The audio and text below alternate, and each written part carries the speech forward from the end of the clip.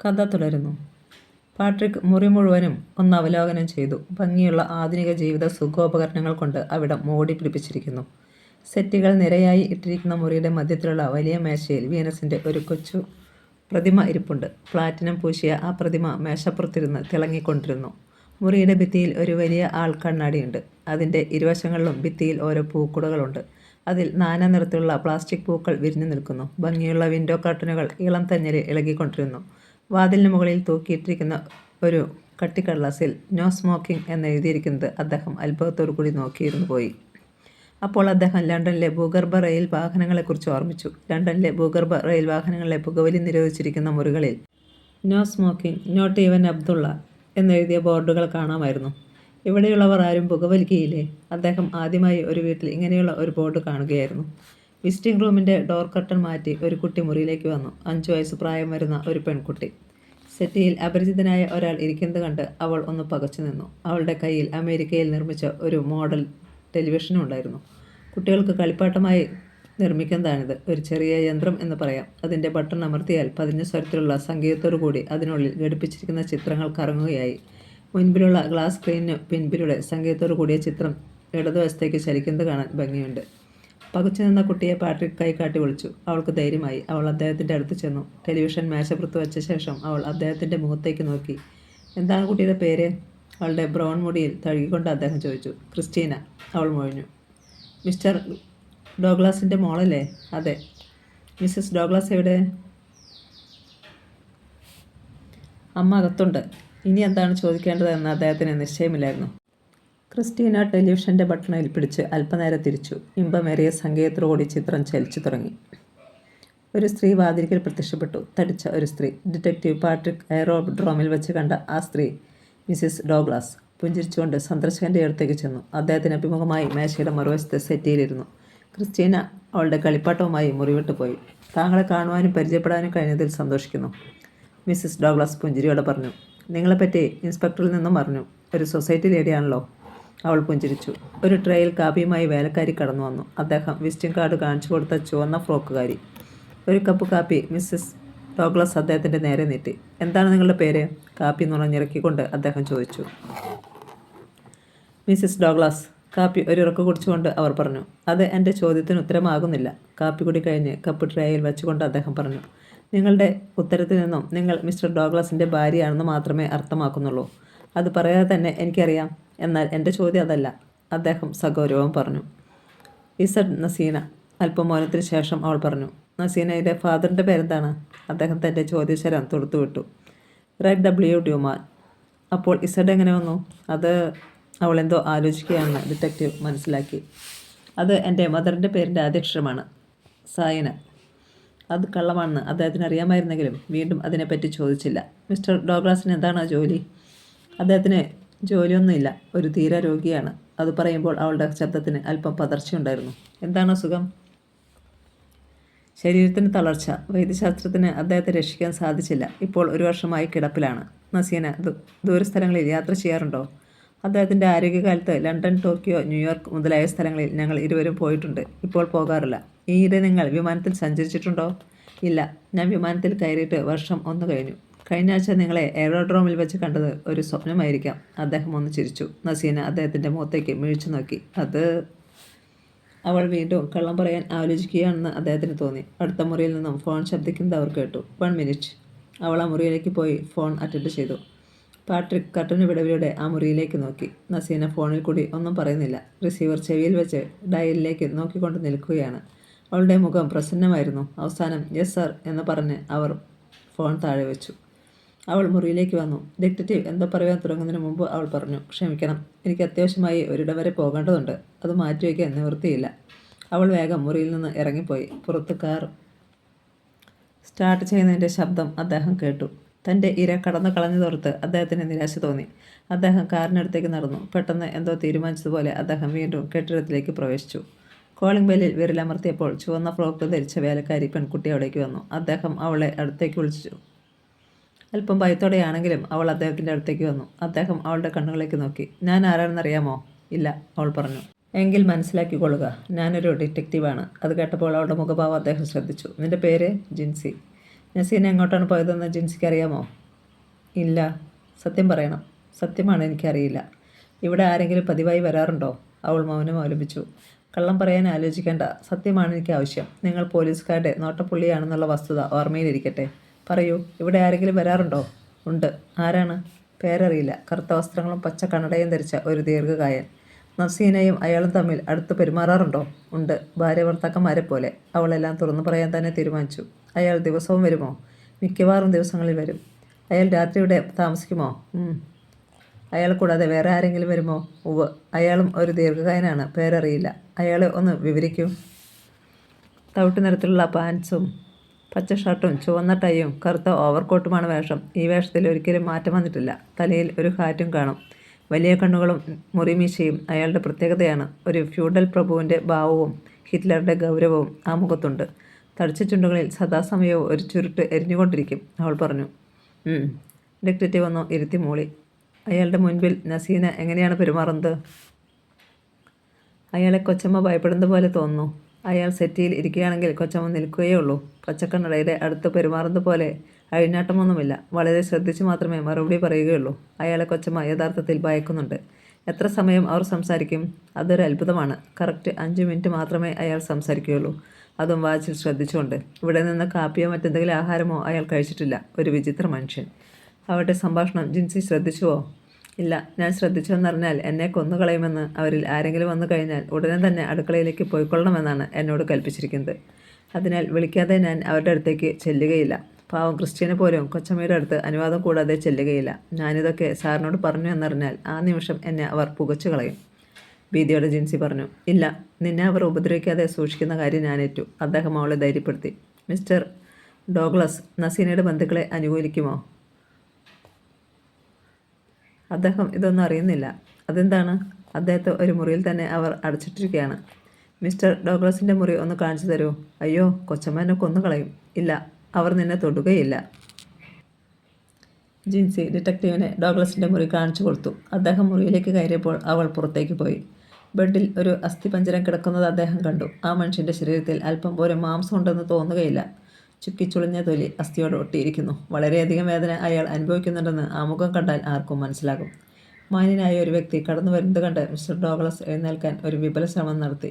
Patrick അയാളോട് എഴുന്നേൽക്കണ്ട എന്ന ആംഗ്യം കാണിച്ചു. ഡോഗ്ലസിൻ്റെ ഒരു വർഷത്തെ വേദന തിങ്ങിയ ജീവിതത്തിനിടയിൽ ആദ്യമായി ആ മുറിയിലേക്ക് കടന്നു വന്ന ഏക പുരുഷനാണ് ഡിറ്റക്റ്റീവ് പാട്രിക്. തന്നെ കാണാനായി വന്ന ആ സ്നേഹധനൻ്റെ മുഖത്തേക്ക് മിസ്റ്റർ ഡോഗ്ലസ് കുഴിഞ്ഞ കണ്ണുകൾ കൊണ്ട് തുറച്ചു നോക്കി. കുറ്റാന്വേഷകൻ അയാളെ നോക്കി പുഞ്ചിരിച്ചു. അദ്ദേഹം അയാളുടെ വിവരങ്ങൾ ചോദിച്ചറിഞ്ഞു. കഴിഞ്ഞകാല ചരിത്രം ഡോഗ്ലസ് വിശദീകരിച്ചു. ഒരു സായാഹ്നത്തിൽ മിസ്റ്റർ ഡോഗ്ലസും നസീനയും ഈവനിംഗ് വാക്കിനിറങ്ങി. യാദൃച്ഛികമായി നസീനയുടെ ഒരു സ്നേഹിതനെ അവർ കണ്ടുമുട്ടി. നസീന അയാളോട് സ്വതന്ത്രമായി സംസാരിക്കാൻ തുടങ്ങി. തൻ്റെ ഭർത്താവ് സമീപത്ത് നിൽപ്പുണ്ട് എന്ന വിവരം അവൾ വിസ്മരിച്ചതുപോലെ കാണപ്പെട്ടു. അവൾ അയാളുടെ മുൻപിൽ കൊഞ്ചിക്കുഴയാൻ തുടങ്ങി. അയാൾ നസീനയുടെ ശരീരത്തിൽ സ്പർശിച്ചോ എന്ന് പോലും ഡോഗ്ലസ് സംശയിച്ചു. ആ മനുഷ്യനിൽ നിന്ന് അവൾ പിരിഞ്ഞപ്പോൾ നസീനയ്ക്ക് എന്തോ നഷ്ടപ്പെട്ടതുപോലെ തോന്നി. വീട്ടിൽ തിരിച്ചെത്തിയപ്പോൾ ഡോഗ്ലസ് അവളുടെ സ്വതന്ത്രമായ പെരുമാറ്റത്തെപ്പറ്റി വിമർശിച്ചു. അടുത്ത ദിവസം തന്നെ ഡോഗ്ലസിൻ്റെ വയറ്റിൽ കഠിനമായ വേദന അനുഭവപ്പെട്ടു. അവരുടെ കുടുംബ ഡോക്ടറെ വിവരം അറിയിച്ചു. അദ്ദേഹം പരിശോധിച്ചു, മരുന്ന് നൽകി. എന്നിട്ടും രോഗത്തിന് യാതൊരു ശമനവുമില്ല. വേറൊരു ഡോക്ടറെ കാണുന്നതിന് മുൻപ് തന്നെ ഡോഗ്ലസ് തീർത്തും അവശനായി കഴിഞ്ഞിരുന്നു. അന്ന് തൊട്ട് ഇന്ന് വരെ വേദനയുടെ കണ്ണുനീരിൽ കുതിർന്ന കഥ മാത്രമേ മിസ്റ്റർ ഡോഗ്ലസിന് പറയുവാനുള്ളൂ. നസീന അയാളെ തിരിഞ്ഞു നോക്കുക പോലുമില്ലത്രേ. മരുന്നുമായി ജിൻസി മാത്രം വരും. ഈയിടെയായി അയാൾ മരുന്ന് കൂടി നിർത്തിയിരിക്കുന്നു. ഈ ചരിത്രം വിശദീകരിച്ച ഡോഗ്ലസ് തളർന്ന ശബ്ദത്തിൽ വിലപിച്ചു.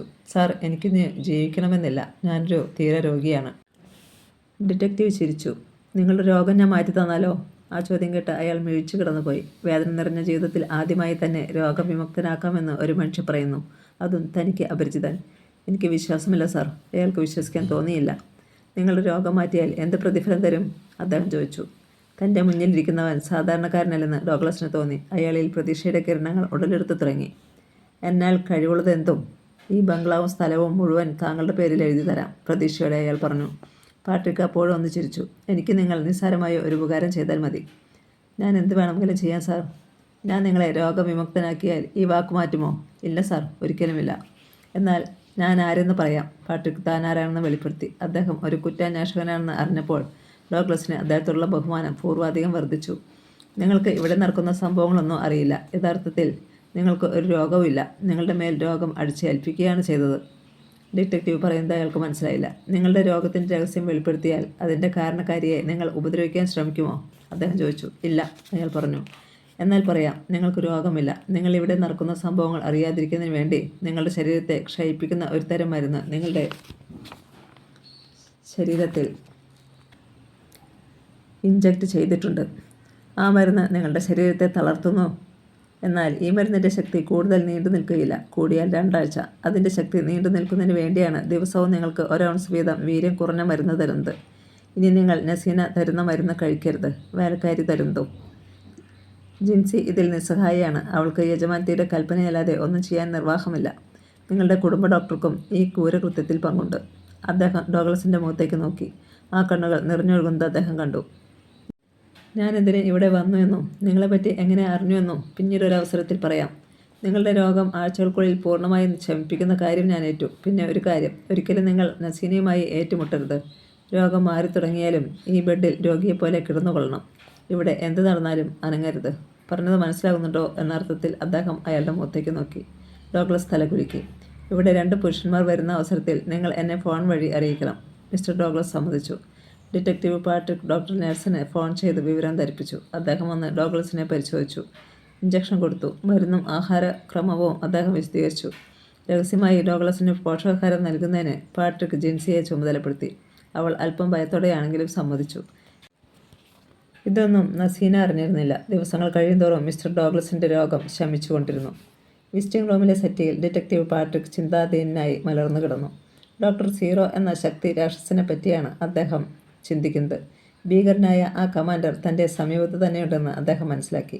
ഉടനെ തന്നെ സീറോയെ പിടിക്കുന്നതിന് അദ്ദേഹം ആഗ്രഹിക്കുന്നില്ല. ഇപ്പോൾ തന്നെ ഡോക്ടറെ പിടികൂടിയാൽ അവൻ്റെ ആജ്ഞാനുവർത്തികളായ ലക്ഷക്കണക്കിന് യമകിങ്കരന്മാർ രക്ഷപ്പെടും. പിന്നെ ഒരിക്കലും അവരെ പിടികിട്ടിയെന്ന് വരില്ല.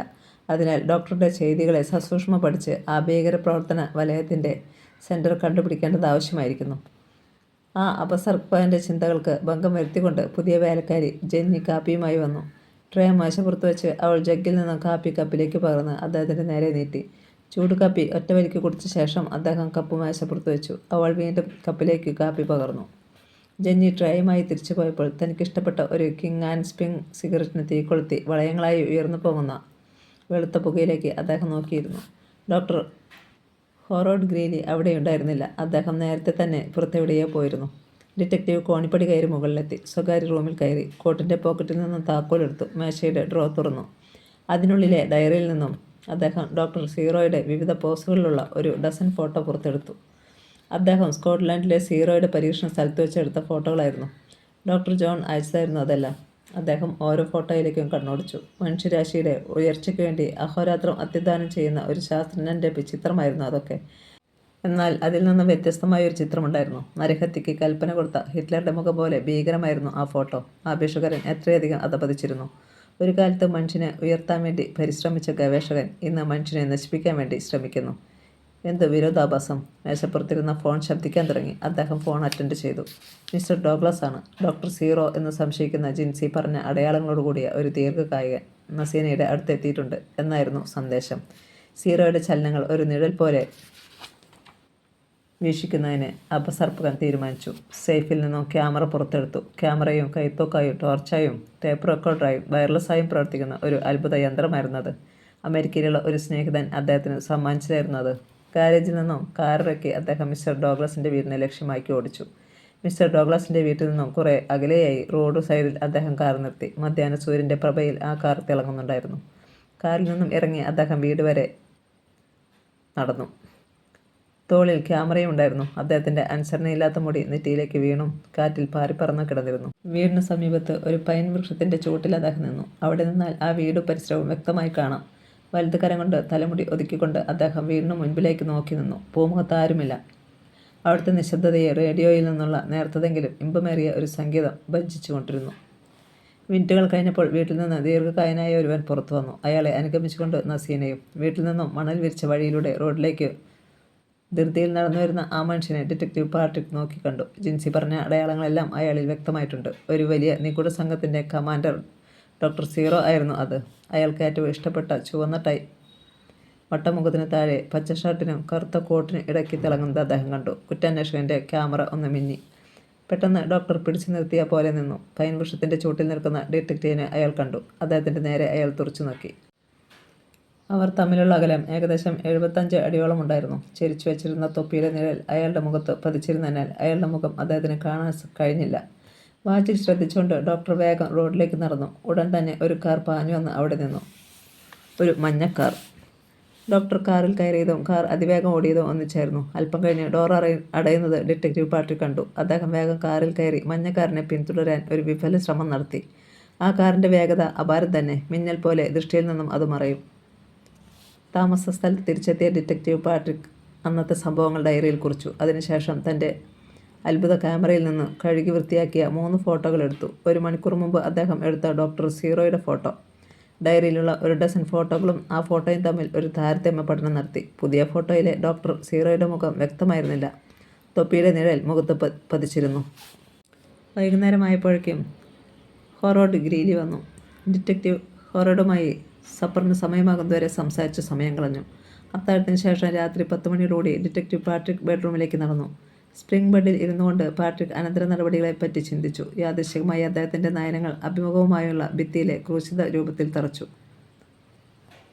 പ്ലാറ്റിനം പോലെ തിളങ്ങുന്ന ഒരു തരം അപൂർവ ലോഹം കൊണ്ട് നിർമ്മിച്ച അതിലെ ക്രിസ്തുവിൻ്റെ മുഖം ഒരു താരകയെപ്പോലെ തിളങ്ങുന്നുണ്ടായിരുന്നു. ആ ക്രൂശിത രൂപത്തിൻ്റെ മുന്നിൽ ഒരു ചുവന്ന 0 വോൾട്ട് ബൾബ് പ്രകാശിക്കുന്നുണ്ടായിരുന്നു.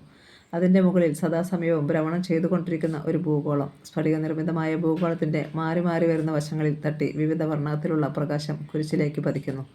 പാട്രിക് ബെഡിൽ നിന്ന് എഴുന്നേറ്റ് ക്രൂശിത രൂപത്തിലേക്ക് മൗനമായി നോക്കി നിന്നു. അപ്പോൾ എല്ലാവിധ ചിന്തകളും അദ്ദേഹത്തിൻ്റെ മനസ്സിൽ നിന്നും അകന്നു പോയിരുന്നു.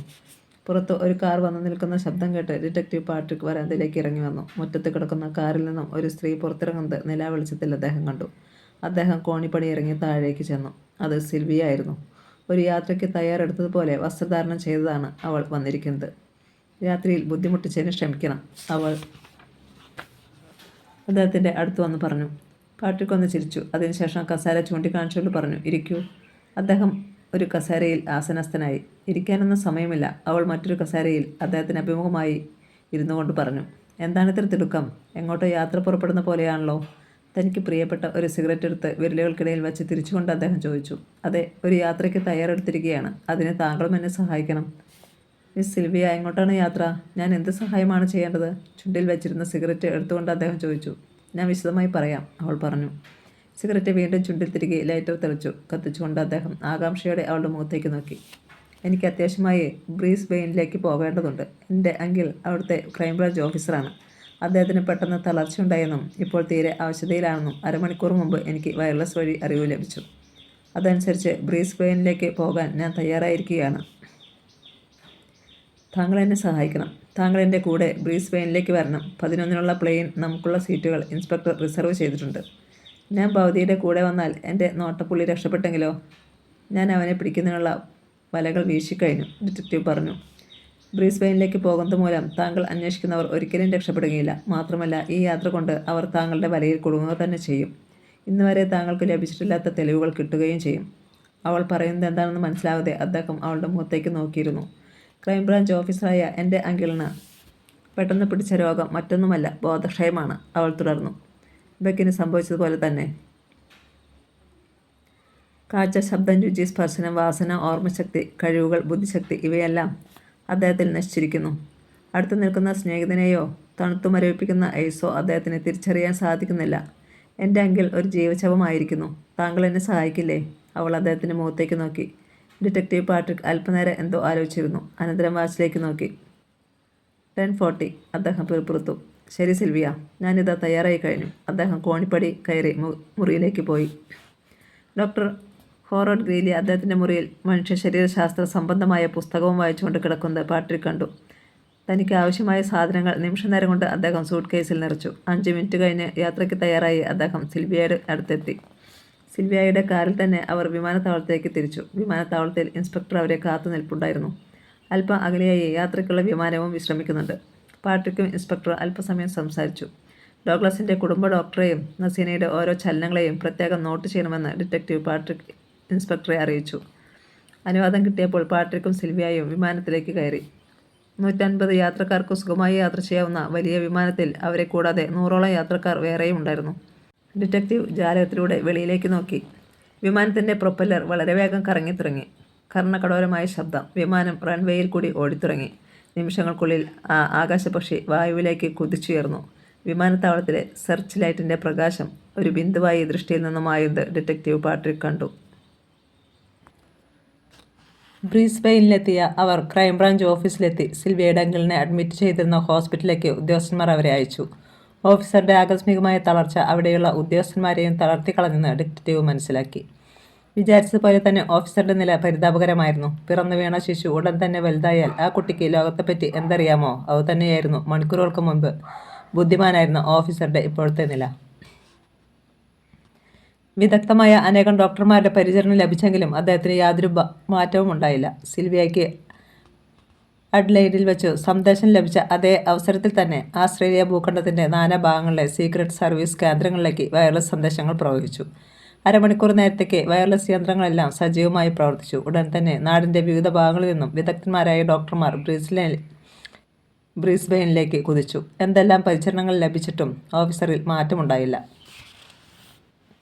ഓഫീസറുടെ നിലയെപ്പറ്റി തികച്ചും അറിവുണ്ടായിരുന്ന ഡിറ്റക്റ്റീവ് പാട്രിക് ഡോക്ടർ നെൽസനെ വരുത്തുന്നതിന് ഒരു ഉദ്യോഗസ്ഥനെ നിയോഗിച്ചു. ശാസ്ത്രജ്ഞനായ ഡോക്ടർ നെൽസൺ ദേശീയ തലത്തിൽ കൂടുതൽ അറിയപ്പെട്ടിരുന്നില്ലെന്ന് അപ്പോൾ മാത്രമാണ് ഡിറ്റക്റ്റീവിന് മനസ്സിലായത്. ഓഫീസറുടെ ശോചനീയമായ ഈ അവസ്ഥയിൽ നിന്ന് രക്ഷിക്കാൻ അദ്ദേഹത്തിന് കഴിയുമെന്ന് പാട്രിക് വിശ്വസിച്ചു. സീക്രട്ട് സർവീസ് ബിൽഡിങ്ങിൻ്റെ വരാന്തയിൽ ഇരുന്നുകൊണ്ട് അപസർപ്പകനായ പാട്രിക് ഒരു മേലുദ്യോഗസ്ഥനുമായി സംസാരിച്ചു. 7 മണിയോടുകൂടി ഓഫീസറുടെ അടുത്ത് വിദേശ സഞ്ചാരിയായ ഒരു സ്നേഹിതൻ വന്നുവെന്നും സാധാരണ ആരുടെയും കൂടെ പുറത്ത് സഞ്ചരിക്കാറില്ലാത്ത ഓഫീസർ അയാളുടെ കൂടെ പുറത്തു പോയെന്നും ആ ഉദ്യോഗസ്ഥനിൽ നിന്നും പാട്രിക് മനസ്സിലാക്കി. ഓഫീസർ എപ്പോഴാണ് തിരിച്ചു വന്നത്? അദ്ദേഹം ചോദ്യം ആരംഭിച്ചു. 8 മണിയായപ്പോൾ അദ്ദേഹം തിരിച്ചു വന്നു, ഉദ്യോഗസ്ഥൻ മറുപടി പറഞ്ഞു. അദ്ദേഹം തന്നെയാണോ വന്നത്? വേറെ ആരെങ്കിലും കാർ ഡ്രൈവ് ചെയ്തിരുന്നോ? ഉവ്വ്, വേറൊരാളാണ് കാർ ഡ്രൈവ് ചെയ്തിരുന്നത്. അദ്ദേഹത്തെ ഓഫീസിന് മുൻപിൽ ഇറക്കിയ ശേഷം കാർ ഒരു മിന്നൽ പോലെ പാഞ്ഞുപോയി. കാറിൻ്റെ നിറം ഓർക്കുന്നുണ്ടോ? ഉണ്ട്, ഒരു മഞ്ഞ കാർ. ഓഫീസറിൽ വല്ല ഭാവമാറ്റവും ഉണ്ടായിരുന്നോ? കാറിൽ വന്നിറങ്ങിയ ഓഫീസർ ഓഫീസ് റൂമിൽ പോയിരുന്ന് ചുരുട്ട് കത്തിച്ച് വലിക്കാൻ തുടങ്ങി. 1 മണിക്കൂർ കൊണ്ട് അദ്ദേഹം 2 ഡസൻ ചുരുട്ട് വലിച്ചു തീർത്തു. അദ്ദേഹത്തിൻ്റെ ഭാവമാറ്റത്തിൽ സംശയം തോന്നിയ സഹപ്രവർത്തകർ ഡോക്ടറെ വിളിച്ചു വരുത്തി. അപ്പോഴേക്ക് അദ്ദേഹം ആകെ തളർന്നിരുന്നു. രഹസ്യ പോലീസ് ഉദ്യോഗസ്ഥൻ ചുരുട്ടിൻ്റെ ചാരം വിരൽ കൊണ്ട് തട്ടിക്കളഞ്ഞു. ഓഫീസറെ അന്വേഷിച്ച് വന്നയാളെപ്പറ്റി ഒരു വിവരണം തരാമോ? അയാൾക്ക് 6 അടിയിൽ കൂടുതൽ ഉയരമുണ്ടായിരുന്നു. കറുത്ത കോട്ടും പാൻസും ധരിച്ചിരുന്നു, കറുത്ത ഹാറ്റും. കറുപ്പിനെയാണ് അയാൾ കൂടുതൽ ഇഷ്ടപ്പെടുന്നതെന്ന് തോന്നും അയാളുടെ വസ്ത്രധാരണം കണ്ടാൽ. ഒരു പച്ച കണ്ണടയും അയാൾ ധരിച്ചിരുന്നു. തൻ്റെ മുൻപിൽ സാഗരം പോലെ പരന്നു കിടക്കുന്ന നഗരത്തെ ശ്രദ്ധിക്കാതെ ആകാശത്തിൻ്റെ അനന്തതയിലേക്ക് നോക്കിക്കൊണ്ട് ഡിറ്റക്റ്റീവ് പാട്രിക് ഒന്ന് ഇരുത്തി മൂളി. പച്ചക്കണ്ണട. ഇസറിൻ്റെ ഏറ്റവും അടുത്ത ബന്ധമുള്ളവൻ, ലൂസിഫറിൻ്റെ മന്ത്രി. ഒരു വെടിപൊട്ടി. ഡിറ്റക്റ്റീവ് പാട്രിക്കിൻ്റെ ചെവിയെ തൊട്ടുകൊണ്ട് ഒരു ബുള്ളറ്റ് പാഞ്ഞുപോയി. വിചാരിക്കാത്ത സമയത്ത് വെടിശബ്ദം കേട്ട് രഹസ്യ പോലീസ് ഉദ്യോഗസ്ഥൻ ഇരുന്നിരുന്ന കസേരയോടുകൂടി മറിഞ്ഞു വീണു. അപകടം മനസ്സിലാക്കിയ ഡിറ്റക്റ്റീവ് വരാന്തയിലെ ലൈറ്റ് ഓഫ് ചെയ്തു. കോട്ടിൻ്റെ പോക്കറ്റിൽ നിന്നും അദ്ദേഹം ആത്മമിത്രത്തെ പോലെ കരുതുന്ന കൈത്തോക്ക് കയ്യിലെടുത്തു. ഡോക്ടർ ജോണിൻ്റെ അത്ഭുത സൃഷ്ടി. വരാന്തയിലെ ഇരുട്ടിൽ നിന്നുകൊണ്ട് അദ്ദേഹം സമീപ പരിസരത്തേക്ക് നോക്കി. ഏകദേശം 150 അടി അകലെയുള്ള ഒരു 7 നില കെട്ടിടത്തിൻ്റെ 3ാമത്തെ നിലയിൽ വരാന്തയിൽ അറ്റത്ത് ഒരു കറുത്ത രൂപം നിൽക്കുന്നത് അദ്ദേഹത്തിൻ്റെ നയനങ്ങൾ കണ്ടു കഴിഞ്ഞു. അയാളുടെ കയ്യിൽ ഒരു തോക്കും അദ്ദേഹം കണ്ടു. ലൈറ്റ് അണച്ചതിനാൽ ഇരുട്ടിൽ തങ്ങളെ കാണാൻ കഴിയാതെ ആ ഘാതകൻ വിഷമിക്കുകയാണെന്ന് അദ്ദേഹം മനസ്സിലാക്കി. അയാളുടെ കയ്യിലിരുന്ന പിസ്റ്റൾ തങ്ങൾ നിൽക്കുന്ന ഭാഗത്തേക്ക് തിരിയുന്നത് അദ്ദേഹം കണ്ടു. ഡിറ്റക്റ്റീവിൻ്റെ റിവോൾവർ ഒന്ന് ശബ്ദിച്ചു. വരാന്തയുടെ അറ്റത്ത് നിന്ന മനുഷ്യൻ താഴേക്ക് പതിച്ചു. 3ാം നിലയിൽ നിന്ന് വെടിയേറ്റ് വീണ ആ മനുഷ്യൻ്റെ അടുത്തേക്ക് ഒരുവൻ ഓടിയെടുക്കുന്നത് സ്ട്രീറ്റ് ലൈറ്റിൻ്റെ വെളിച്ചത്തിൽ അദ്ദേഹം കണ്ടു. ഓടി വന്ന മനുഷ്യർ അയാളെ തോളിലേറ്റി കൊണ്ടുപോകാനുള്ള ശ്രമമാണ്. കുറ്റാന്വേഷകൻ്റെ കൈത്തോക്ക് ഒന്നുകൂടി ഗർജിച്ചു. ആഗതൻ മറ്റേ മനുഷ്യൻ്റെ പുറത്തേക്ക് മറിഞ്ഞു വീണു. ഇതേ സമയം ഒരു പോലീസ് വാൻ അവിടെ വന്ന് നിർത്തി. തൻ്റെ അടുത്തു നിന്ന് രഹസ്യ പോലീസ് ഉദ്യോഗസ്ഥൻ മൈക്രോഫോൺ ഘടിപ്പിച്ച വാച്ച് വഴി പോലീസിന് വിവരം അറിയിച്ചു എന്ന് പാട്രിക് മനസ്സിലാക്കി. ഇരുവരും ഒട്ടും സമയം കളയാതെ അവിടേക്ക് നടന്നു. മരിച്ചു കിടക്കുന്ന 2 മനുഷ്യരുടെ കയ്യിലും 15 സെൻറ്റിമീറ്റർ നീളമുള്ള ഓരോ കൈത്തോക്കുണ്ടായിരുന്നു. അതിൻ്റെ കുഴലിലെ ദ്വാരത്തിന് 1 മില്ലിമീറ്റർ വ്യാസവും അതിലെ ബുള്ളറ്റിന് ഒരു സൂചിയുടെ വലിപ്പവും മാത്രമേ ഉണ്ടായിരുന്നുള്ളൂ. മറ്റു യാതൊരു തെളിവും മരിച്ചുപോയ ആ മനുഷ്യരിൽ നിന്നും കിട്ടിയില്ല. 2 മൃതദേഹങ്ങളും സ്റ്റേഷനിലേക്ക് വിശദമായി പരിശോധനയ്ക്ക് വേണ്ടി കൊണ്ടുപോയി. അടുത്ത ദിവസം 6 മണിക്കുള്ള പ്ലെയിനിൽ ഡോക്ടർ നെൽസൺ ഉണ്ടായിരുന്നു. ഒരു ബാഗിൽ താൻ കണ്ടുപിടിച്ച മെഡിസിനും അദ്ദേഹം കരുതിയിരുന്നു. ഡോക്ടർ നെൽസന്റെ ആഗ്രഹപ്രകാരം ഏറ്റവും കൂടുതൽ ശുദ്ധവായു പ്രവേശിക്കുന്ന ഒരു മുറിയിലേക്ക് ഓഫീസറെ മാറ്റി. അരമണിക്കൂർ സമയം ഡോക്ടർ അദ്ദേഹത്തെ പരിശോധിച്ചു. അതേസമയം ആരും ആ മുറിയിൽ ഉണ്ടായിരിക്കരുതെന്നും അദ്ദേഹത്തിന് നിർബന്ധമുണ്ടായിരുന്നു. അദ്ദേഹത്തിന്റെ മെഡിസിൻ ഡോക്ടറുടെ ശരീരത്തിലേക്ക് ഇഞ്ചക്ട് ചെയ്തു. ശ്വാസം അടക്കിപ്പിടിച്ചുകൊണ്ട് ഓരോ ഉദ്യോഗസ്ഥന്മാരും കാത്തിരുന്നു. ഡോക്ടർ നെൽസന്റെ പുതിയ മരുന്നിന്റെ ഫലമറിയാൻ യുഗങ്ങളുടെ വിലയുള്ള നിമിഷങ്ങൾ ഇഴഞ്ഞു നീങ്ങി. നിമിഷങ്ങൾ മിനിറ്റായി, മിനിറ്റുകൾ മണിക്കൂറുകളായി. മൂന്നാമത്തെ മണിക്കൂറിൽ ഓഫീസറിൽ ചില മാറ്റങ്ങൾ സംഭവിച്ചു. അദ്ദേഹം അടുത്തുനിന്ന ഉദ്യോഗസ്ഥന്മാരെ തിരിച്ചറിഞ്ഞു. സഹപ്രവർത്തകർ നെൽസനെ ആനന്ദപ്രകടനങ്ങൾ കൊണ്ട് വീർപ്പ് മുട്ടിച്ചു. ഓഫീസർക്ക് കൂടുതൽ ഏകാന്തമായ വിശ്രമം ആവശ്യമായതിനാൽ എല്ലാവരും അദ്ദേഹത്തിന്റെ സമീപത്തു നിന്നും അകന്നു. വൈകുന്നേരമായപ്പോൾ നോർത്തേൺ ആസ്ട്രേലിയയുടെ തലസ്ഥാനമായ ഡോർവിനിൽ നിന്നും അപസർപ്പകനായ പാട്രിക്കിന് ഒരു അടിയന്തര വയർലെസ് സന്ദേശം ലഭിച്ചു. അദ്ദേഹം വിവരം സീക്രട്ട് സർവീസിനെ അറിയിച്ചു. അവരുടെ ഒരു ഹെലികോപ്റ്റർ പാട്രിക്കിന് വേണ്ടി വിട്ടുകൊടുത്തു. വിശ്വസ്തനും സാഹസികനുമായ ഒരു പൈലറ്റിനെയും സിൽവിയയും അദ്ദേഹത്തിന്റെ കൂടെ ഡാവിനിലേക്ക് പോരുമെന്ന് ശഠിച്ചു. യാത്രയ്ക്ക് തയ്യാറാകുന്നതിന് മുൻപ് അദ്ദേഹം ഹെലികോപ്റ്റർ പരിശോധിച്ചു. ചിലപ്പോൾ വല്ല ടൈം ബോംബും കാണുമെന്ന് അദ്ദേഹം കരുതി. എന്നാൽ അദ്ദേഹം സംശയിച്ചതുപോലെ യാതൊന്നും ഉണ്ടായിരുന്നില്ല. സൈലൻസർ ഘടിപ്പിച്ച ആ ഹെലികോപ്റ്റർ ഡിറ്റക്റ്റീവ് പാട്രിക്കിനെയും സിൽവിയയെയും പൈലറ്റിനെയും കൊണ്ട് പറന്നുയർന്നു. മിനിറ്റുകൾക്കുള്ളിൽ പട്ടണപ്രദേശം അപ്രത്യക്ഷമായി. കൂരിരുട്ടിൽ ഹെലികോപ്റ്റർ വടക്കു പടിഞ്ഞാറ് ഭാഗത്തേക്ക് പറന്നു. മണിക്കൂറുകൾക്കുള്ളിൽ അവർ ഭയങ്കര ആരണ്യത്തിന് മുകളിലെത്തി. ആസ്ട്രേലിയയിലെ ഏറ്റവും വലിയ പർവ്വതമായ ദി ഗ്രേറ്റ് ഡിവൈഡിംഗ് റേഞ്ചിന് മുകളിൽ ആണ് ഇപ്പോൾ. താഴെ സൂര്യരശ്മി പോലും കടക്കാത്തവണ്ണം ഇപ്പോൾ പാതാളത്തിലെ ഇരുട്ടും മറ പോലെ കാണപ്പെട്ടു. പെട്ടെന്ന് സെഡ് എന്ന ഇംഗ്ലീഷ് അക്ഷരത്തിന്റെ മാതൃകയിൽ ഒരു പ്രകാശരംഗം മിന്നിമറഞ്ഞത് കുറ്റാന്വേഷകൻ കണ്ടു. ഹെലികോപ്റ്റർ താഴ്ത്തു. അദ്ദേഹം പൈലറ്റിന് ആജ്ഞ നൽകി. ആ ആകാശപക്ഷി താഴേക്ക് താണു. ഗ്രേറ്റ് ഡിവൈഡിംഗ് റേഞ്ചിന് മുകളിൽ 1500 അടി ഉയരത്തിൽ പറന്നുകൊണ്ടിരുന്ന ഹെലികോപ്റ്റർ 500 അടി താഴേക്ക് താണു. അത് പർവ്വതത്തിന് സമാന്തരമായി പറക്കുവാൻ തുടങ്ങി. പെട്ടെന്ന് സെഡാകൃതിയുള്ള ഒരു മഞ്ഞ പ്രകാശ രംഗം മിന്നിമറഞ്ഞു. ഇരുട്ട് നിറഞ്ഞ കാനനത്തിന്റെ മധ്യത്തിൽ നിന്നുമാണ് അത് ഉത്ഭവിച്ചത്. ഹെലികോപ്റ്റർ വീണ്ടും 500 അടി താഴേക്ക് താണ് വട്ടം കറങ്ങി തുടങ്ങി. താഴെ ഒരു നേരിയ പൊട്ടുപോലെ ഒരു മഞ്ഞ പ്രകാശം ഡിറ്റക്റ്റീവിന്റെ ദൃഷ്ടിയിൽപ്പെട്ടു. അത് ഓട്ടോമാറ്റിക് പ്രകാശമല്ല, എപ്പോഴും പ്രകാശിക്കുന്നുണ്ട്. വളരെ അഗാധതയിലായിരുന്നതിനാൽ അവ്യക്തമായി മാത്രമേ ദൃഷ്ടിക്ക് വിഷയീഭവിച്ചിരുന്നുള്ളൂ. പാട്രിക് ബൈനോക്കുലേഴ്സിലൂടെ താഴേക്ക് നോക്കി. ഒരു വലിയ മഞ്ഞ ബൾബ് താഴെ വൃക്ഷങ്ങൾ വെട്ടി മാറ്റപ്പെട്ട പർവ്വത പ്രദേശത്ത് അദ്ദേഹം വ്യക്തമായി കണ്ടു. വീണ്ടും ഇസഡ് എന്ന പ്രകാശതരംഗം മിന്നിമറഞ്ഞു. അത് മഞ്ഞലൈറ്റിന്റെ സമീപത്തു നിന്നുമാണ് പുറപ്പെടുന്നതെന്നും അദ്ദേഹം മനസ്സിലാക്കി. മഞ്ഞ പ്രകാശം മിന്നിമറഞ്ഞപ്പോൾ തന്നെ അദ്ദേഹം തന്റെ വാച്ചിലേക്ക് നോക്കിയിരുന്നു. റേഡിയം ഡയലിൽ സൂചി ചലിക്കുന്നത് വ്യക്തമായി കാണാം. 1, 2, 3, 4, 5. 5 മിനിറ്റ് കഴിഞ്ഞപ്പോൾ വീണ്ടും ആ പ്രകാശം മിന്നിമറഞ്ഞു. ഡോക്ടർ സീറോ ഇസഡ് എന്ന ഭീകരന്റെ ആഗോള വ്യാപകമായ പ്രവർത്തന വലയത്തിന്റെ കേന്ദ്രം ഇത് തന്നെയാണെന്ന് ഡിറ്റക്റ്റീവ് പാട്രിക് മനസ്സിലാക്കി. ഭീകരനായ ആ ശാസ്ത്രജ്ഞൻ ശരീരസെല്ലുകളെ മരവിപ്പിക്കുന്ന തണുപ്പുള്ള രാത്രിയിൽ മഞ്ഞ് പെയ്യുന്ന പർവ്വതത്തിൽ തന്റെ ഭീകരപ്രവർത്തനങ്ങളുടെ കേന്ദ്രം സ്ഥാപിച്ചിരിക്കുന്നു. വൻ പർവ്വതത്തിൽ ഇരുട്ട് നിറഞ്ഞ ആരണ്യത്തിന്റെ മധ്യത്തിൽ അറ്റോമിക് ശക്തി ഉപയോഗിച്ച് ഇലക്ട്രിസിറ്റി ഉണ്ടാക്കിയിരിക്കുന്നു. ആ ശക്തി രാക്ഷസനുമായി ഏറ്റുമുട്ടാൻ തന്നെ സാഹസികനായ ആ അപസർപ്പകൻ തീരുമാനിച്ചു. അദ്ദേഹം മനസ്സിൽ ചില കണക്കുകൾ കൂട്ടി. താഴെ കേന്ദ്രത്തിലുള്ളവർ തങ്ങളുടെ വരവിനെപ്പറ്റി ഇതുവരെ അറിഞ്ഞിട്ടില്ലെന്ന് അദ്ദേഹം മനസ്സിലാക്കി. ഹെലികോപ്റ്ററിൽ സൈലൻസർ ഘടിപ്പിച്ചിരുന്നതിനാൽ ശബ്ദത്തിന്റെ കാര്യത്തിൽ ഭയപ്പെടേണ്ടതില്ല. ഹെലികോപ്റ്ററിനെ പറ്റി താഴെയുള്ളവർക്ക് അറിവ് കൊടുക്കുന്നത് ഹെലികോപ്റ്ററിന്റെ മുൻപിലുള്ള സെർച്ച് ലൈറ്റ് മാത്രമാണ്. ആ പ്രകാശം യമകിങ്കരന്മാരുടെ ദൃഷ്ടിയിൽ നിന്നും മറയ്ക്കണമെങ്കിൽ ഒരേ ഒരു മാർഗമേ ഉള്ളൂ. ഹെലികോപ്റ്റർ നിലത്തിറക്കുക. അതിനെന്താണൊരു മാർഗം? താഴെയുള്ള കുന്നുകളും കുഴികളും ഗഹ്വരങ്ങളും എവിടെയാണെന്ന് അറിയില്ലല്ലോ. ഇരുട്ട് അവയ്ക്കെല്ലാം മുകളിൽ കറുത്ത മൂടുപടം ഇട്ടിരിക്കുന്നു. ഹെലികോപ്റ്റർ താഴേക്ക് താണു. പർവ്വത പ്രദേശത്ത് നിന്ന് 150 അടി ഉയരത്തിൽ അവർ പറത്തി. വീണ്ടും പഴയതുപോലെ കറങ്ങാൻ തുടങ്ങി. ഹെലികോപ്റ്ററിന്റെ അടിയിൽ നിന്നും ശക്തിയേറിയ ഒരു പ്രകാശം ഭൂമിയിലേക്ക് പതിച്ചു. ഇസറിന്റെ കേന്ദ്രത്തിന് ചുറ്റും അത് ഒരു പ്രാവശ്യം പ്രദക്ഷിണം വച്ചു. താഴെയുള്ള മഞ്ഞലൈറ്റിന്റെ സമീപത്തു നിന്നും 1/2 മൈൽ അകലെയായി വൻവൃക്ഷങ്ങളുടെ ഇടയിൽ ഒരു ചെറിയ പുൽമൈതാനം വാഹനത്തിൽ നിന്നുള്ള വെളിച്ചത്തിൽ പൈലറ്റ് കണ്ടുപിടിച്ചു. അയാൾ ആ പുൽക്കൊടിയെക്കുറിച്ച് കുറ്റാന്വേഷകന് അറിവ് കൊടുത്തു. അവിടെ തന്നെ ഹെലികോപ്റ്റർ ഇറക്കാൻ അദ്ദേഹം ആജ്ഞാപിച്ചു. ആകാശപക്ഷി വീണ്ടും താണു. കൂരിരുട്ടിൽ ഒരു വലിയ കഴുകനെ പോലെ ഹെലികോപ്റ്റർ പുൽമൈതാനത്തിൽ പറന്നിറങ്ങി. ആ വനപ്രദേശത്തിൽ ശക്തിയായ ശൈത്യമുണ്ടായിരുന്നു. രക്തം ഉറച്ചു കട്ടിയാക്കുന്ന തണുപ്പ്. ഹിമകണങ്ങൾ പുല്ലിൻ തുമ്പിൽ പറ്റിപ്പിടിച്ചു നിൽക്കുന്നു. ആ തണുപ്പിനെ അവഗണിച്ചുകൊണ്ട് ഡിറ്റക്റ്റീവ് പാട്രിക് ഹെലികോപ്റ്ററിൽ നിന്നും പുറത്തിറങ്ങി. അപ്പോൾ വാഹനത്തിന്റെ സെർച്ച് ലൈറ്റ് അണച്ചിരുന്നു. 10 സെന്റിമീറ്റർ നീളവും കൈത്തൊക്കിന്റെ ആകൃതിയുമുള്ള ഒരു മാഗ്നറ്റിക് ടോർച്ചിന്റെ സഹായത്തിൽ അദ്ദേഹം ചുറ്റുപാടുകൾ വീക്ഷിച്ചു. ഡയനാമോ ഘടിപ്പിച്ച ആധുനിക രീതിയിലുള്ള ഒരു ടോർച്ചായിരുന്നു അത്. സ്വിച്ച് അമർത്തുമ്പോൾ അതിലെ ഡയനാമോ പ്രവർത്തിക്കുകയും ശക്തിയേറിയ പ്രകാശം 3 സെന്റിമീറ്റർ നീളവ്യാസമുള്ള ചില്ലിലൂടെ പുറപ്പെടുകയും ചെയ്യും. ചെറിയ ആ പുൽമൈതാനം കുറ്റാന്വേഷകൻ ടോർച്ചിന്റെ വെളിച്ചത്തിൽ വ്യക്തമായും കണ്ടു. ആ പുൽത്തകിടിയിൽ നിന്ന് നോക്കിയാൽ അകലെ മഞ്ഞ ബൾബിൽ നിന്നുള്ള പ്രകാശം വൻവൃക്ഷങ്ങളുടെ ഇടയിലൂടെ വ്യക്തമായി കാണാം. ആ പ്രകാശത്തിനും മൈതാനത്തിനും ഇടയിലുള്ള വൻകാട്ടിൽ ഹിംസ്രജന്തുക്കളുടെ വിഹാരം അധികമാണ്. കരടിയും സിംഹങ്ങളും ചെന്നായ്ക്കളും ധാരാളമുള്ള വനം. അതിനെ തരണം ചെയ്തു വേണം പാട്രിക്കിന് ഇസഡിന്റെ കേന്ദ്രത്തിലെത്താൻ. ആ അപസർപ്പകന്റെ ജീവനെ നശിപ്പിക്കാൻ അവിടെയുള്ള ഒരു പെരുമ്പാമ്പിന് പോലും കഴിയും. എന്ത് ത്യാഗം സഹിച്ചും ഇസഡിന്റെ കേന്ദ്രത്തിലെത്തും എന്ന ദൃഢനിശ്ചയത്തോടുകൂടി പാട്രിക് ഹെലികോപ്റ്ററിന് സമീപത്തേക്ക് നടന്നു. കട്ടിയുള്ള രോമക്കുപ്പായം ധരിച്ച് തലയിൽ കമ്പിളി മഫ്ലർ കെട്ടി തൊപ്പി ധരിച്ചു.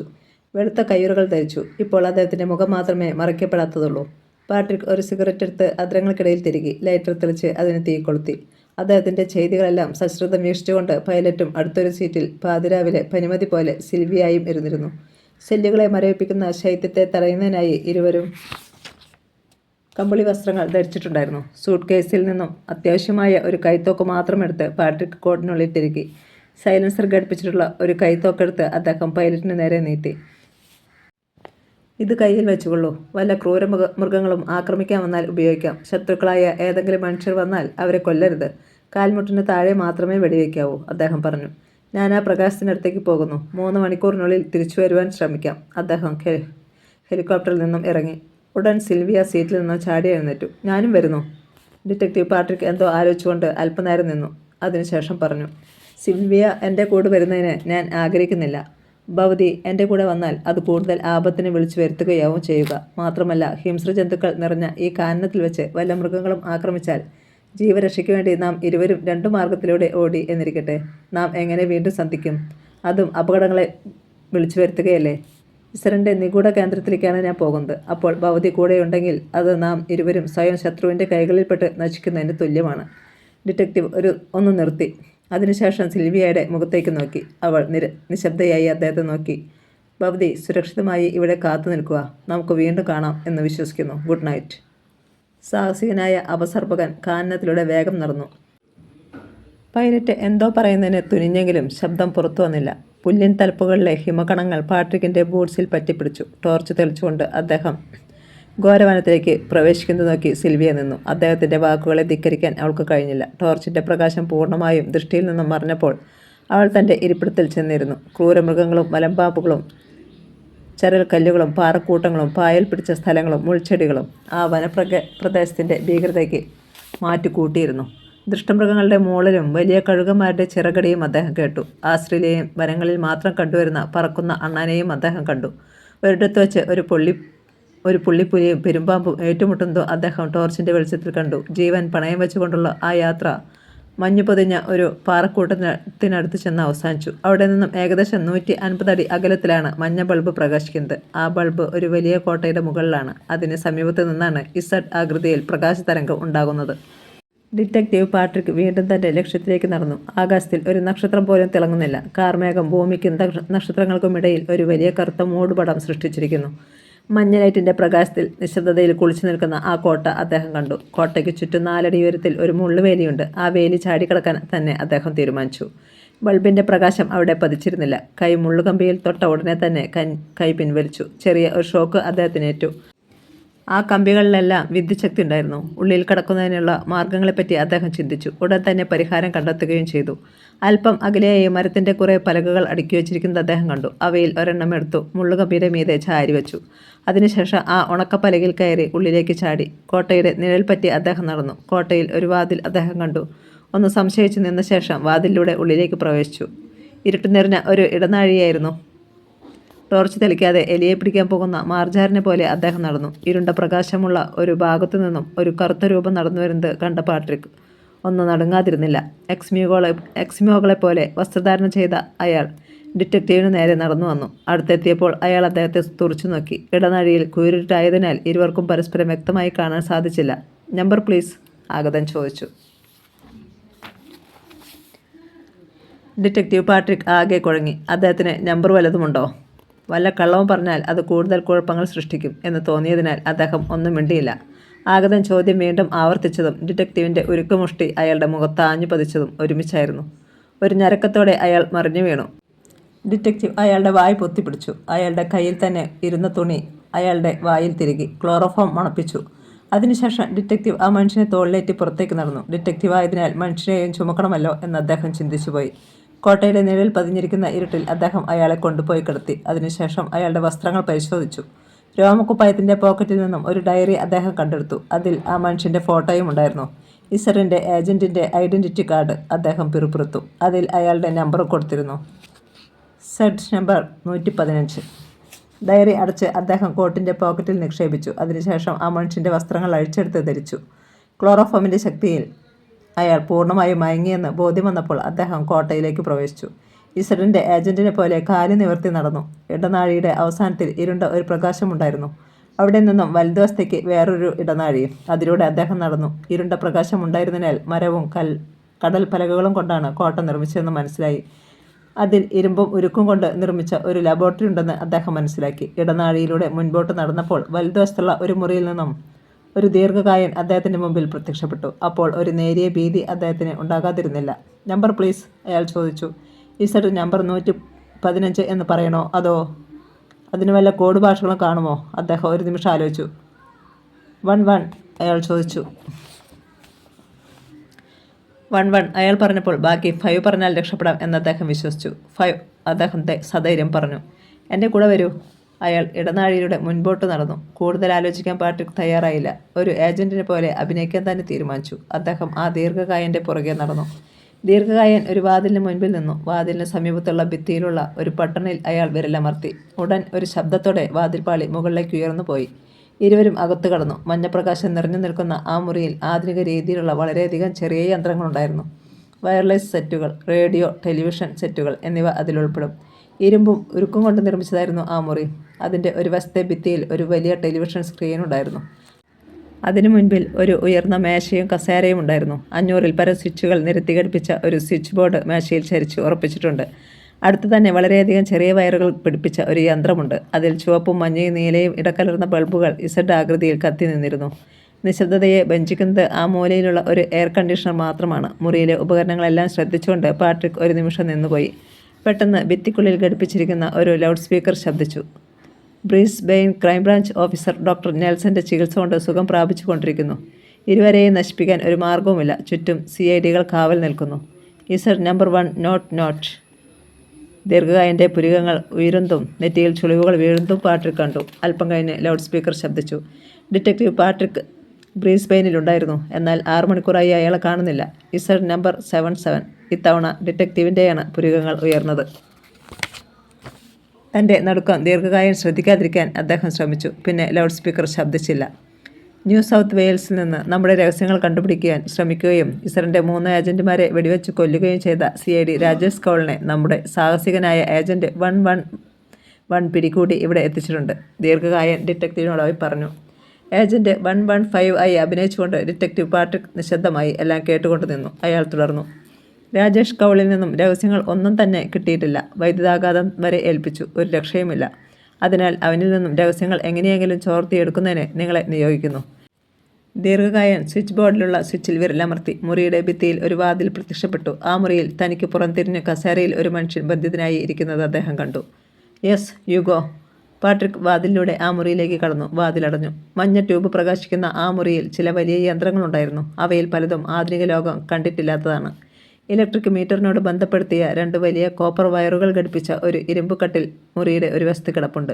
സ്റ്റീം ചാമ്പറിലെ താപത്തിൻ്റെ കണക്കുകൾ കാണിക്കുന്ന ഒരു വലിയ യന്ത്രവും അടുത്ത് തന്നെയുണ്ട്. ഭിത്തിയിൽ ഒരു ലൗഡ് സ്പീക്കർ ഉറപ്പിച്ചിട്ടുണ്ട്. ആ മുറിയിലേക്ക് പ്രവേശിക്കുന്നതിന് വേറൊരു വാതിൽ കൂടിയുണ്ടായിരുന്നു. വലിയ ഉരുക്ക് ഷീറ്റ് കൊണ്ടാണ് അത് നിർമ്മിച്ചിരിക്കുന്നത്. ഡിറ്റക്റ്റീവ് പാട്രിക് കസേരയിൽ ബന്ധിതനായി ഇരിക്കുന്ന മനുഷ്യൻ്റെ സമീപത്തെത്തി. അയാൾ മൃതപ്രായനായിരുന്നു. കഴുത്ത് തളർന്ന് ശിരസ് താഴേക്ക് തൂങ്ങിക്കിടന്നിരുന്നു. ബോട്ട്സിൻ്റെ ശബ്ദം കേട്ടപ്പോൾ അയാൾ തലയുയർത്തി നോക്കി. വേദനയുടെ നീരുറവകൾ പുറപ്പെട്ട ആ തളർന്ന നയനങ്ങളിലേക്ക് കുറ്റാന്വേഷകൻ നോക്കി. ഏതോ യമകിങ്കരൻ വരുന്നു എന്ന് കരുതി അയാൾ വീണ്ടും തലയും കുമ്പിട്ടിരുന്നു. പാട്രിക് അയാളുടെ മുൻപിൽ ഒരു കസേരയിലിരുന്നു. ആ മനുഷ്യൻ്റെ മുഖം വാടിക്കരിഞ്ഞിരുന്നു. പെട്ടെന്ന് മറ്റൊരു ഭീകരസത്യം അദ്ദേഹം കണ്ടുപിടിച്ചു. അയാളെ ബന്ധിച്ചിരിക്കുന്ന കസേരയുടെ കാലുകളുമായി 2 വയറുകൾ ബന്ധിച്ചിരിക്കുന്നു. അയാളെ ഇലക്ട്രിക് ഷോക്ക് ഏൽപ്പിച്ചു എന്നതിന് തെളിവായിരുന്നു അത്. പാവം ഇൻ്റലിജൻ്റ് ഉദ്യോഗസ്ഥൻ എന്ത് വേദന സഹിച്ചിരിക്കും. രാജേഷ്, പാട്രിക് ശബ്ദം താഴ്ത്തി വിളിച്ചു. തൻ്റെ പേര് വിളിക്കുന്നത് കേട്ടപ്പോൾ അയാൾ തലയുയർത്തി നോക്കി. ഭീകരനായ കൊള്ളക്കാരൻ തൻ്റെ പേര് വിളിക്കുക. അയാൾക്ക് വിശ്വസിക്കാൻ സാധിച്ചില്ല. നിങ്ങൾ എന്നെ കൊന്നുകൊള്ളുക ദുഷ്ടന്മാരെ, എന്നെ ഇങ്ങനെ വേദനിപ്പിക്കാതെ, അയാൾ പറഞ്ഞു. ആ സ്വരത്തിൽ ഗൗരവത്തിൽ കൂടുതൽ വേദനയായിരുന്നു. ശബ്ദമുണ്ടാക്കാതെ പതുക്കെ പറയൂ മിസ്റ്റർ രാജേഷ്. നിങ്ങൾ ആരാണ്? രാജേഷ് അത്ഭുതത്തോടെ കുറ്റാന്വേഷകൻ്റെ മുഖത്തേക്ക് നോക്കി. അതൊക്കെ പിന്നെ പറയാം. നിങ്ങളെപ്പോലെ ഒരു കുറ്റാന്വേഷകനാണെന്ന് മാത്രം ഇപ്പോൾ മനസ്സിലാക്കുക. ഇവിടെ നിന്നും രക്ഷപ്പെടേണ്ടതെങ്ങനെയെന്ന് നമുക്ക് ആലോചിക്കാം. ഈ കോട്ടയിൽ നിന്നും രക്ഷപ്പെട്ട് ഡാർമിനിൽ ചെന്ന് സീക്രട്ട് സർവീസ് കേന്ദ്രങ്ങളിലേക്ക് വയർലെസ് സന്ദേശം നൽകാം എന്ന് അദ്ദേഹം കരുതി. രാജേഷിനെ ഇരിപ്പിടത്തോട് ചേർത്ത് ബന്ധിച്ചിരിക്കുന്ന നൈലോൺ ചരട് അദ്ദേഹം അഴിച്ചു. കേന്ദ്രത്തിൽ ശത്രുവിൻ്റെ ചാരൻ. പെട്ടെന്ന് ഭിത്തിയിലെ ലൗഡ് സ്പീക്കർ ശബ്ദിച്ചു. ഡിറ്റക്റ്റീവ് പാട്രിക്കും ബന്ധനവിമുക്തനായ രാജേഷും വാതിൽ തുറന്ന് പുറത്തെ ഇരുളിലേക്ക് ചാടി. പെട്ടെന്ന് വൈദ്യുത ഷോക്കേറ്റ് പാട്രിക് മയങ്ങി വീണു. ഡിറ്റക്റ്റീവ് പാട്രിക് കണ്ണു തുറന്ന് ചുറ്റും നോക്കി. മഞ്ഞ പ്രകാശം നിറഞ്ഞു നിൽക്കുന്ന ഒരു മുറിയിലാണ് താൻ എന്ന് അദ്ദേഹം മനസ്സിലാക്കി. എങ്ങനെയാണ് താൻ ഇവിടെ എത്തിയത്? മണിക്കൂറുകൾക്ക് മുൻപുണ്ടായ സംഭവങ്ങളിലേക്ക് ഓർമ്മകളെ തിരിച്ചുവിടാൻ അദ്ദേഹം ശ്രമിച്ചു. ദീർഘകായൻ്റെ കൽപ്പന പ്രകാരം രാജേഷിനെ ബന്ധിച്ചിരിക്കുന്ന മുറിയിൽ പോയതും അയാളെ ബന്ധനവിമുക്തനാക്കുന്നതും ആ അവസരത്തിൽ ഭിത്തിയിലെ സ്പീക്കർ തങ്ങളെപ്പറ്റി അറിവ് കൊടുത്തതും വ്യക്തമായി ഓർമ്മിക്കുന്നുണ്ട്. ഇരുളിലേക്ക് ചാടിയ അവസരത്തിൽ ഒരു വൈദ്യുതാഘാതം ഏറ്റിട്ടുണ്ട്. ശരീരത്തിനാകെ ഒരു തളർച്ച. രാജേഷ് ഇപ്പോൾ എവിടെയായിരിക്കും? അയാൾ വീണ്ടും ശത്രുവിൻ്റെ കൈകളിൽ അകപ്പെട്ടിട്ടുണ്ടായിരിക്കുമോ? പാട്രിക് മുറി മുഴുവൻ ഒന്ന് അവലോകനം ചെയ്തു. മുറിയിൽ രാജേഷ് ഉണ്ടായിരുന്നില്ല. അയാൾ രക്ഷപ്പെട്ടിരിക്കുമെന്ന് അദ്ദേഹം കരുതി.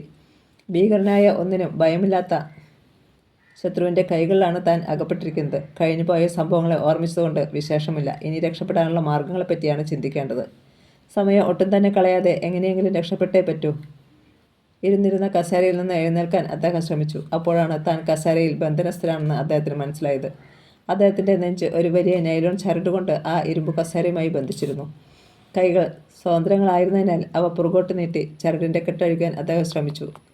കെട്ടിൽ പിടിച്ചു വലിച്ചപ്പോൾ അത് അഴിയുന്നതിന് പകരം കൂടുതൽ മുറുകുകയാണ് ചെയ്തത്. എങ്കിലും അദ്ദേഹം പ്രതീക്ഷയോടെ പരിശ്രമിച്ചു. പക്ഷെ ശ്വാസം പിടിച്ച് വികസിപ്പിച്ച് സർവ്വശക്തിയും സംഭരിച്ച് ഇളക്കി നോക്കി. രക്ഷയില്ല. ആ ഇരുമ്പ് കസേര അനങ്ങുക കൂടി ചെയ്തില്ല. അതിൻ്റെ കാലുകൾ തറയുമായി സ്ക്രൂ കൊണ്ട് ബന്ധിച്ചിരുന്നു. അദ്ദേഹം വീണ്ടും കെട്ടഴിക്കുന്നതിന് ശ്രമിച്ചു തുടങ്ങി. പ്രാരംഭത്തിൽ നിരാശയായിരുന്നെങ്കിലും 15 മിനിറ്റ് കഴിഞ്ഞപ്പോഴേക്കും അദ്ദേഹം ചരടിൻ്റെ കെട്ടഴിച്ചു. കസേരയിൽ നിന്നും ബന്ധനവിമുക്തനായ പാട്രിക്കിൽ നിന്നും ഒരു ദീർഘനിശ്വാസം ഉയർന്നു. ഒരു പരീക്ഷണം കഴിഞ്ഞു. അദ്ദേഹം വാതിലിന് നേരെ നടന്നു. അത് പുറത്തുനിന്നും പൂട്ടപ്പെട്ടിരുന്നു. ശക്തിയായി തള്ളി നോക്കി. തുറന്നില്ല. പെട്ടെന്ന് അദ്ദേഹം കൈ പിൻവലിച്ചു. കയ്യിൽ ചെറിയ ഷോക്കേറ്റു. അപ്പോൾ വാതിൽ പാളിയിലൂടെ വൈദ്യുതി പ്രവഹിക്കുന്നുണ്ടെന്ന് സ്പഷ്ടം. എന്നാൽ താൻ ആദ്യം വാതിലിൽ തള്ളിയപ്പോൾ ഷോക്കേറ്റില്ലല്ലോ.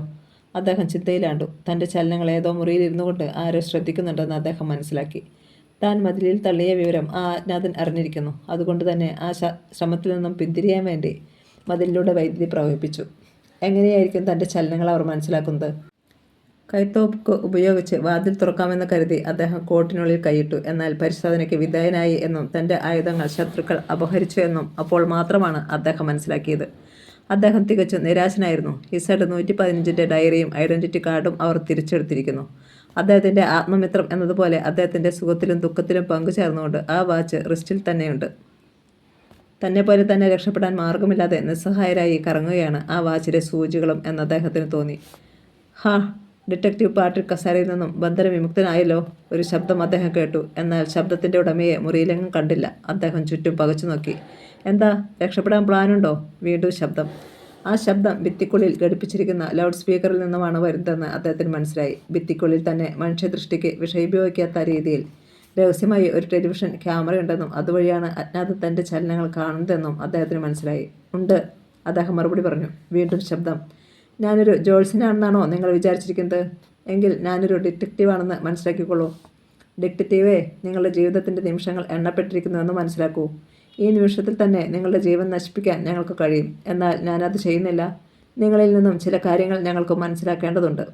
എന്താണ് നിങ്ങൾക്കറിയേണ്ടത്? നിങ്ങൾ എങ്ങനെയാണ് ഈ കേന്ദ്രം കണ്ടുപിടിച്ചത്? ഈ കേന്ദ്രത്തെപ്പറ്റി നിങ്ങൾ ആർക്കെങ്കിലും അറിവ് കൊടുത്തിട്ടുണ്ടോ? ഈ 2 ചോദ്യങ്ങളുടെയും ഉത്തരം ഡിറ്റക്റ്റീവ് പാട്രിക്കിൽ നിന്നും പ്രതീക്ഷിക്കേണ്ട. ഞങ്ങൾക്കറിഞ്ഞാൽ മതിയാവൂ. അത് നിങ്ങളുടെ കാര്യം. ഞങ്ങളുടെ കാര്യം മറിച്ചാണ്. എന്താണ് നിങ്ങൾ പറഞ്ഞു വരുന്നത്? ഒരു ഡിറ്റക്റ്റീവിൻ്റെ രഹസ്യങ്ങൾ മറ്റാരോടും പറയാറില്ല എന്നത് തന്നെ, പ്രത്യേകിച്ച് ഒരു തസ്കറിനോട്. നിങ്ങളുടെ മറ്റ് രഹസ്യങ്ങളൊന്നും പറയണമെന്നില്ല. അതെല്ലാം ഞങ്ങൾക്കറിയാം. അഡ്ലൈഡിൽ വച്ചുള്ള നിങ്ങളുടെ ഓരോ ചലനങ്ങളും ഞങ്ങളുടെ ധീരസാഹസികനായ കമാൻഡർ ശ്രദ്ധിക്കുന്നുണ്ട്. അപ്പോൾ തന്നെ ഞങ്ങൾക്ക് അറിവ് ലഭിക്കുന്നുമുണ്ട്. ഡോക്ടർ സീറോ അല്ലേ നിങ്ങളുടെ കമാൻഡർ? അതെ, അദ്ദേഹം തന്നെ.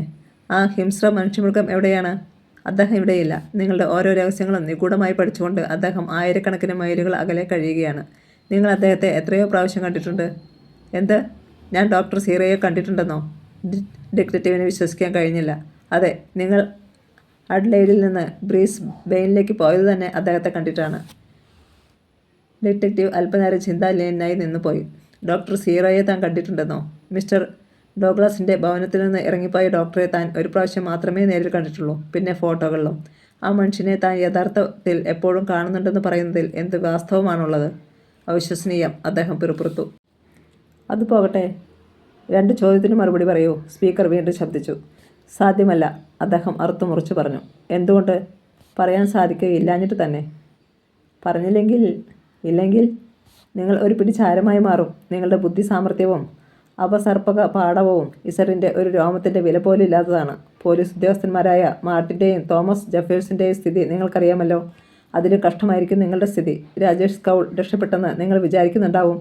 എന്നാൽ ഞങ്ങളുടെ വലയിൽ തന്നെയുണ്ട്. അയാൾ ഈ കോട്ടയിൽ നിന്ന് എങ്ങോട്ടെങ്കിലും മാറിയാൽ അയാൾ ഹിംസ്ര ജന്തുക്കളുടെ വായിൽ അകപ്പെടുമെന്ന് നിശ്ചയം. അല്ലെങ്കിൽ സമർത്ഥരായ ഇസഡിൻ്റെ ഏജന്റുമാരുടെ കയ്യിൽ. എന്നാൽ നിങ്ങൾക്കുള്ള ശിക്ഷ കഠിനമാണ്. നിങ്ങളെ ദഹിപ്പിച്ച ചാരം ആസ്ട്രേലിയയിലെ എല്ലാ സീക്രട്ട് സർവീസ് കേന്ദ്രങ്ങളിലേക്ക് ഞങ്ങൾ പാഴ്സലായി അയച്ചു കൊടുക്കും. ഞങ്ങളുടെ ഇസറിൻ്റെ ഏറ്റവും വലിയ ശത്രുവാണ് നീ. അതിനാൽ ഉടൻ പറഞ്ഞുകൊള്ളൂ, ഈ കേന്ദ്രത്തെപ്പറ്റി സീക്രട്ട് സർവീസ് കേന്ദ്രങ്ങളിലേക്ക് അറിവ് കൊടുത്തിട്ടുണ്ടോ? നിങ്ങളുടെ കൂടെ മറ്റാരെങ്കിലും ഉണ്ടായിരുന്നോ? തന്നെപ്പറ്റി അവർക്ക് കൂടുതൽ അറിവുകളൊന്നുമില്ലെന്ന് ഡിറ്റക്റ്റീവിന് മനസ്സിലായി. മാത്രമല്ല, അവർ തന്നെ ഭയപ്പെടുന്നുമുണ്ടെന്ന് അദ്ദേഹം മനസ്സിലാക്കി. കഥ തുടരും.